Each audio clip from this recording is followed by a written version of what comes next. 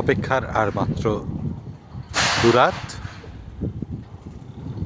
23তম Delhi Bengal association বইমেলায়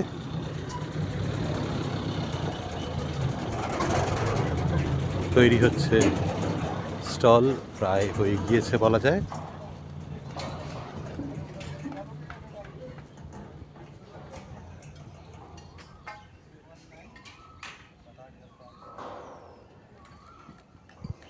প্রবেশ করে এই দিক থেকে শুরু স্টল।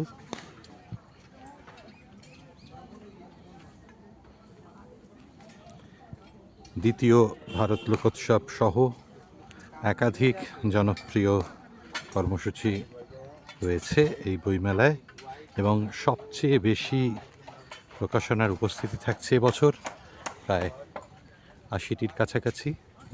তার মধ্যে কলকাতা তথা পশ্চিমবঙ্গ থেকেই ৭০-এর কাছাকাছি প্রকাশনা এসে পৌঁছচ্ছে।